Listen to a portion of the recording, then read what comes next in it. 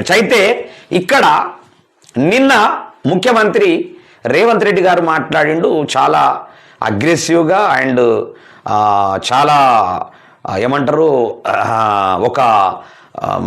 ఒక ఫైరింగ్గా మాట్లాడాడు. ఇక ఈ ప్రపంచంలో నేను తప్ప ఈ రాష్ట్రాన్ని బాగు చేసేటటువంటి వాడు ఎవడు లేడు, నేనే బాగు చేయగలను అనేటటువంటి ఒక రేంజ్లో బిల్డప్ చేశాడు. వాస్తవానికి 10 ఏళ్ళు గోప్యంగా, అసలు వాస్తవానికి గత ప్రభుత్వం గోప్యంగా ఉంచింది బడ్జెట్ అనేటటువంటిది. అసలు ఎంత వస్తుంది నెలకు, ఎంత పోతుంది అనేటటువంటిది ఎవరికి తెలిసినటువంటి పరిస్థితి లేదు. ఆ వచ్చినటువంటి దాన్ని ఇక్కడదక్కడ కేంద్ర ప్రభుత్వం ఇచ్చేటటువంటి 30-40% ఉండేటటువంటిదంతా కూడా ఆ నిధుల్ని అక్కడిక్కడ చేసి ఇక్కడదక్కడ చేసి అప్పులు తీసుకొచ్చేసి మొత్తం కొప్పులు చేసి టోటల్గా దోచినంత దోచిండ్రు. నేననే మాట కాదు, మా కవితక్క అంటా ఉన్నది వాళ్ళ కుటుంబం ఎంత దోచిందో. ఆల్రెడీ ఆమెనే చెప్తున్నది. కాళేశ్వరంలో హరీష్ రావు ఎంత దోషిండో ఏం చేసిండో అందరికీ తెలిసిన ముచ్చట్నే. ఆయన వల్లనే మొత్తం మా కుటుంబం ఆగమైందని ఆమె చెప్పుకొస్తుంది.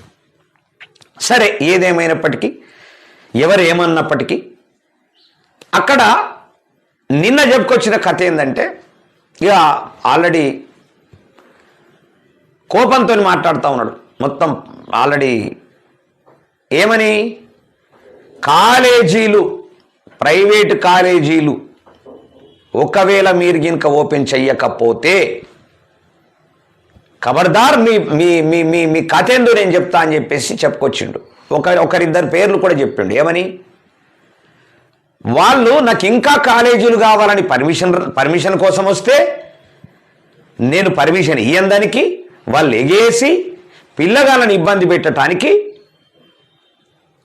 పిల్లగాళ్ళ చదువులు ఆగం కావటానికి కోసము మేము ఇస్తానమ్మ అనంగా ప్రైవేట్ కాలేజీలను బంద్ పెడుతున్నారు, వీళ్ళంతా చూస్తా అని చెప్పాడు. దెబ్బకేం చేసిరు, ప్రైవేట్ కాలేజీలు బంద్ విరమణ చేసిరు. అక్కడ జరుగుతున్నది ఏంది, 18,500 కోట్ల రూపాయలు ప్రతి నెల వస్తున్నది.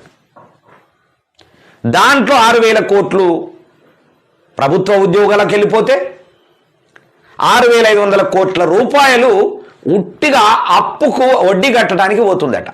అది ఎప్పుడో చెప్పిండు, మళ్ళా చెప్పుకొచ్చిండు. మళ్ళీ నేను కూడా చెప్తా ఉన్నా.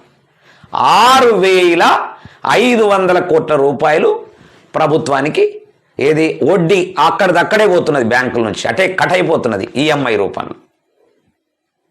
అందులో వడంగానే ఆల్రెడీ లాగేసుకుంటున్నారు. అంటే 13,000 కోట్ల రూపాయలు ఆల్రెడీ పోయింది. ఇంకా మిగిలిందంత 5,500 కోట్ల రూపాయలల్లా ఎవరెవరికి ఎంత వంచాలా, ఏం చెయ్యాలా అనేటటువంటిది విధానం మాట్లాడాడు. నేనేమంటానంటే, అసలు నీ విధానమే బాగలేదు, పంచడం పక్కకు పెట్టు, నీ విధానమే బాగలేదు. కనిపిస్తూ ఉంది కదా నీ విధానము.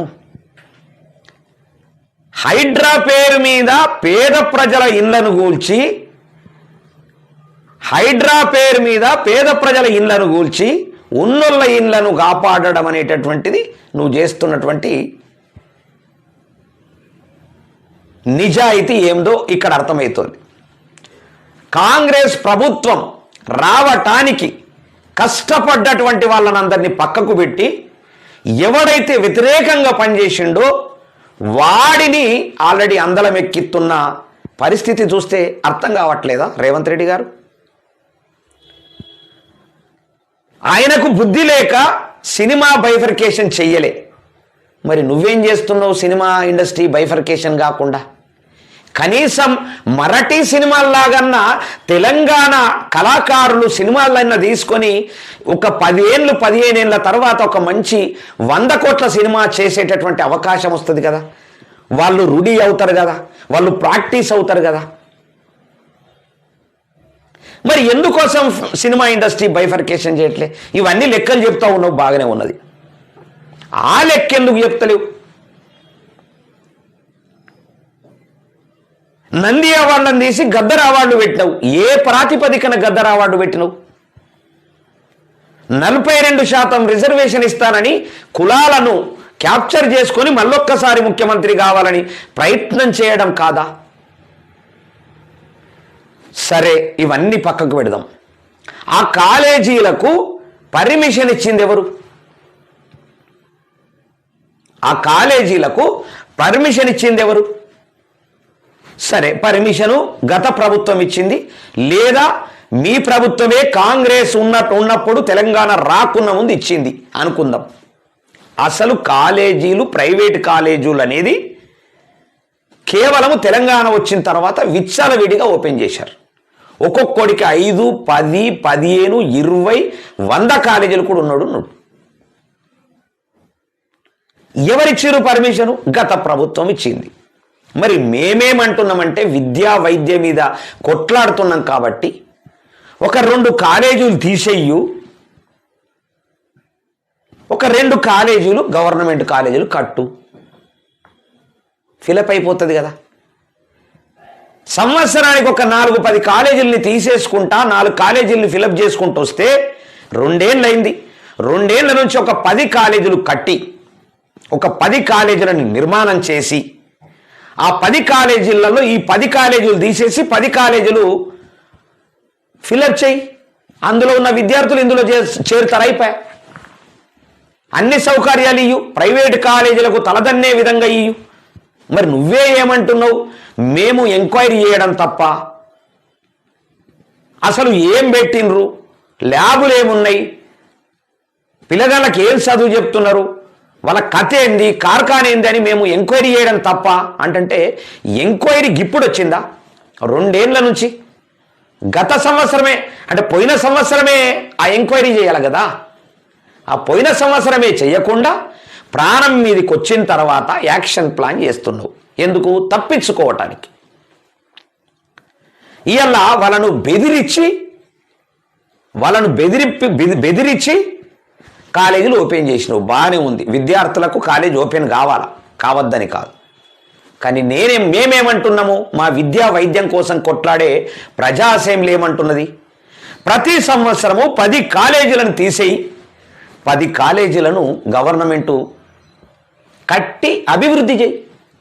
అది ఒక 10-15 ఏళ్ళ తర్వాత ఉన్న కాలేజీలన్నీ పోయి గవర్నమెంట్ కాలేజీలు అద్భుతంగా వస్తాయి కదా. గాసో ఎందుకు రావట్లేదు నీకు? మాటలు మాట్లాడుతున్నావు, పెద్ద పెద్ద మాటలు. నీ మాటలకు కోటలు దాటిపోతా ఉన్నాయి.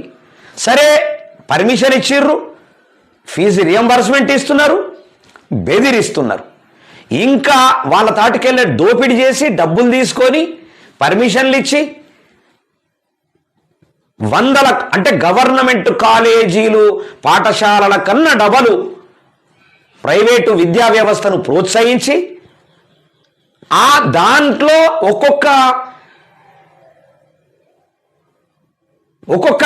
10-20 కాలేజీలు ఉన్నటువంటి ఆ ఓనరు ఏ వర్గానికి, ఏ కులానికి చెందినటువంటి వాడు చెప్పుర్రి? ఎవరికి మీరు ఇచ్చారు పర్మిషను? గత ప్రభుత్వం ఎవరికి ఇచ్చింది పర్మిషను? ఒక మల్లారెడ్డికే 20-50 కాలేజీలు ఉంటాయి. ఏం పర్మిషన్ ఇస్తారు మీరు? అంటే పర్మిషన్ మీరే ఇస్తారు, మీరే బెదిరిస్తారు, మీరే డబ్బులు ఇస్తారు, ప్రజలు చూడటానికి బెదిరిస్తారు, వాళ్ళు బతకటానికి ఇంటర్నల్గా డబ్బులు ఇస్తారు, మీరు బతకటానికి డబ్బులు తీసుకుంటారు పర్మిషన్ ఇచ్చి. అంటే ఇది సమాజానికి తెలియక, ఓహో నిన్న మాట్లాడు రేవంత్ రెడ్డి గారు, చాలా బ్రహ్మాండంగా మాట్లాడు, బ్రహ్మాండమైనటువంటి స్పీచ్, అన్ని మొత్తం ఉన్నది ఉన్నట్లు కుండ బదలు కొట్టినట్లు కొట్టిండు అని ప్రజానికం అనటానికి, ప్రజలను తప్పుదో పట్టియటానికి ఇదంతా కూడా నాటకం. మీకు దమ్ము, ధైర్యము, నీతి, నిజాయితీ, నిజంగా ఈ రాష్ట్రాన్ని అద్భుతంగా పరిపాలన చెయ్యాలా, అభివృద్ధి చెయ్యాలనేటటువంటి సోయి సోపానం ఉంటే సంవత్సరానికి 10 కాలేజీల్ని పర్మిషన్ రద్దు చెయ్యి. ఇవాళ చాలా విషయాలు చాలా మందికి తెలియదు. 55 నుంచి 60 కాలేజీలు దోస్తులో లేవు. దోస్త్ అనేటటువంటిది ఒకటి ఉంది కదా. డిగ్రీ కాలేజీలలో చేరాలంటే దోస్తులో ఎంటర్ కావాలా. కానీ 60 కాలేజీల వరకు దోస్తులు లేవు. ఎందుకు లేవంటే మా ఇష్టం ఉన్నట్లు మేము ఫీజులను పెట్టుకుంటాం, ఇష్టం ఉన్నట్లు దోపిడీ చేస్తాం. ఎందుకు దాన్ని నివారించలే? ఖచ్చితంగా దోస్తులు లేకపోతే మీ కాలేజీని రద్దు చేస్తామని ఎందుకు నువ్వు ఇన్స్ట్రక్షన్ ఇవ్వట్లేదు? సత్యపూసవు కదా, చాలా గొప్పోడి కదా నువ్వు, చాలా అద్భుతంగా తెలంగాణను తీర్చిదిద్దాలనేటటువంటి కాన్సెప్ట్తో వస్తున్నావు కదా. నీకు సింపుల్గా చెప్తా ఉన్నా, ఏ తెలంగాణ కోసం కొట్లాడకుండా, తెలంగాణ కోసం ఏ రోజు మాట్లాడనటువంటి దిల్ రాజును చైర్మన్ చేసినావు. తెలంగాణ కోసం సినిమా చేసి తెలంగాణ కోసం మాట్లాడి ఉద్యమంలో ఉన్నటువంటి ఎన్ శంకర్ అర్హుడు కాదా? అదే చైర్మన్ పదవికి ఎన్ శంకర్ మీకు అర్హుడు కాదా? సరే, ఎన్ శంకరు గత ప్రభుత్వంతో ఉన్నాడు అనుకుందాం. మరి గత ప్రభుత్వంతో ఉన్నటువంటి వాళ్లకు నువ్వు వైస్ ఛాన్సలర్ ఇవ్వలేదా? ఇదే గంటా చక్రపాణికి ఎట్లిచ్చినావు? అంటే నీ ఇష్టం ఉన్నట్లు నాటకాలు ఆడుకుంటా, ఇష్టం ఉన్నట్టు నాటకాలు ఆడుతూ, ప్రజలను తప్పుదో పట్టిస్తూ, ఉత్తుత్త మాటలు చెప్పి మోసం చేసుకుంటూ, గత ప్రభుత్వానికన్నా ఎక్కువ అంటే బయటకు చెప్పడమేమో అబ్బా ఎంత నిజాయితీపరుడు అన్ని విషయాలు చెప్తా ఉన్నాడు. లోపల ఉండేటటువంటి రేవంత్ రెడ్డి వేరే యాంగిల్లో ప్రయత్నం చేస్తూ ఉంటాడు. నేను లిస్టు చూపెడతా, ఎవరు తెలంగాణ ఉద్యమం కోసం కొట్లాడినరు, ఎవరు కాంగ్రెస్ కోసం, కాంగ్రెస్ ప్రభుత్వం రావటానికి ప్రయత్నం చేసిండ్రు, ఎంతమందికి వాళ్ళకి ఇచ్చినవు, ఎంతమందికి వ్యతిరేకులకు ఇచ్చినవు అనేటటువంటిది లిస్టు చెప్తా. కూర్చొని మాట్లాడు, చూద్దాం. ప్రెస్ల ముందు పెద్దగా పోకడగొట్టి మాట్లాడడం కాదు ముఖ్యమంత్రి గారు, బూతులు మాట్లాడడం కాదు. మీలాగా మాకు బూతులు, మీకన్నా ఎక్కువ బూతులు వస్తాయి మాకు. బూతులు మాట్లాడడం కాదు. ఈ వ్యవస్థను సర్వనాశనం చేసుకుంటూ తన అవసరాల కోసం సర్వనాశనం చేసుకుంటూ వస్తూ అదే ఫీజు రియంబర్స్మెంట్తోని ఎన్ని కాలేజీలు అంటే అన్ని కాలేజీలు కట్టవచ్చు. బ్రహ్మాండమైనటువంటి కాలేజీలు, అద్భుతమైన టెక్నాలజీతోని విద్యా వ్యవస్థను అభివృద్ధి చేయొచ్చు. ఆయననేమో స్కూళ్ళన్నీ టోటల్గా ఎత్తేసుకుంటూ వచ్చిండు. స్కూళ్ళు టోటల్గా కులాలను విడదీసిండు.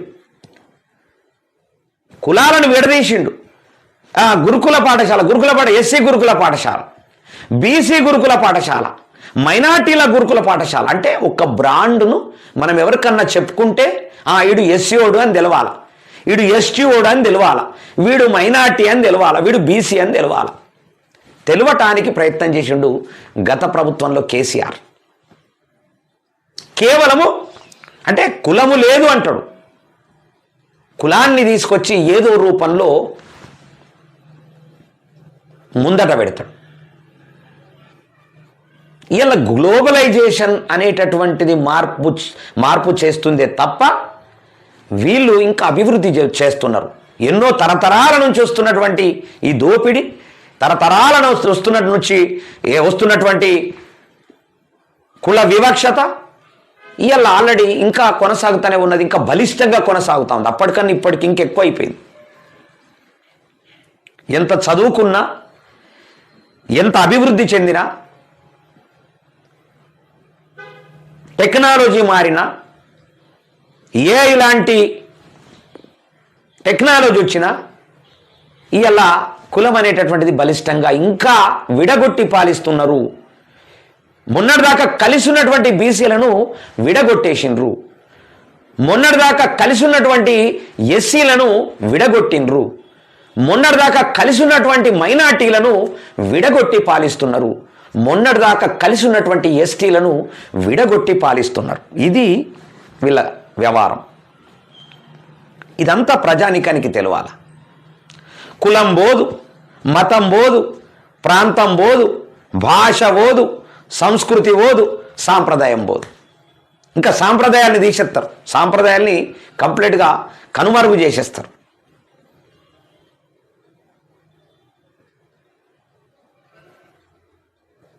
ఇంత దారుణంగా పరిపాలన కొనసాగుతూ ఉంది. దానికి తోడు ప్రైవేటు కాలేజీల బంద్ విరమణ, సర్కార్తో మేనేజ్మెంట్ల చర్చల సఫలం. అసలు చర్చలు లేవు, పాడలేవు, సఫలం. బెదిరించిండు కదా. కాబట్టి 3-4 రోజుల్లో 600 కోట్ల బకాయిల విడుదలకు డిప్యూటీ సీఎం బట్టి హామీ.